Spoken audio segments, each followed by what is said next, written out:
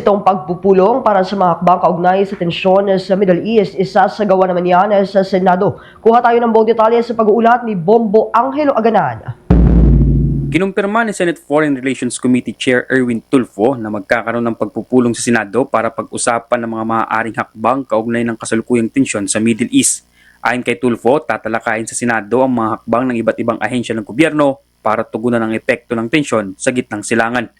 Aniya, isasagawa ang pagdinig sa Biyernes, Marso 6, kung saan kabilang sa iimbitahan ang Department of Foreign Affairs, Department of Migrant Workers, Department of Agriculture, Department of Trade and Industry, Armed Forces of the Philippines at Philippine National Police. Matatandaan na nauna nang iminungkahi ni Pangulong Ferdinand Marcos Jr. ang pansamantalang pagsuspinde ng excise tax sa produktong petrolyo na siya namang sinuportahan ng ilang senador upang maibsan ang magiging bigat sa mga consumer ng presyo sa langis na inaasahang sisirit dahil sa epekto ng digmaan sa Middle East. Ang available lang daw is Friday, so don't have a choice. It's emergency po ito. We'll be calling for a hearing on Friday morning at around 9 a.m. to be attended. We will be sending out invitations now to the different agencies because we're anticipating na pag tumaas ang presyo ng crudo, ng gasolina, lahat po tataas, pati mga pamasahe. So how do we address this issue? Yun po yung pag-uusapan namin sa hearing niyan on Friday. Bukod dito, inanunsyo na rin ng Malacanang kahapon na kanilang pag-aaralan ang mungkahi ni Senator Sherwin Gatchalian na 4 days work week plan para makatipid sa konsumo ng langis. Ayon kay Gatchalian, isang magandang alternatibo raw ito upang mabawasan ang gastos sa petrolyo.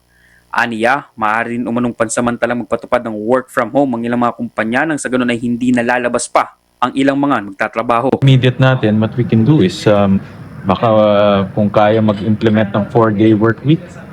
Or instead of 5 araw na sa kalsada, 4 days, ibang mga companies. Or work from home para hindi lalabas ng kalsada. Kasi once lumabas yan, gastos ng petrolyo yun.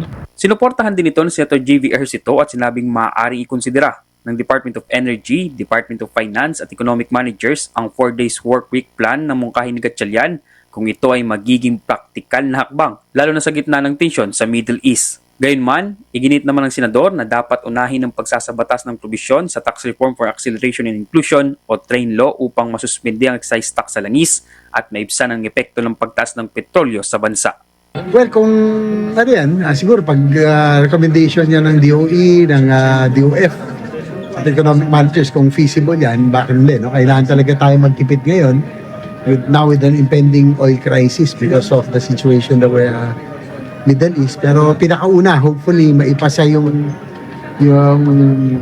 provision sa train law na for Congress, nag-request sa Presidente para masuspend yung excise taxes. So I think yun yung dapat unahin para at least ma-soften yung blow.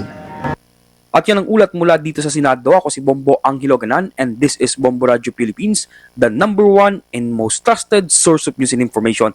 Basta Radio, Bombo! For the most trusted source of news and information, visit our website at www.bomboradio.com. Follow us on Bombo Radio mobile app, Facebook, YouTube, TikTok, and X, formerly Twitter.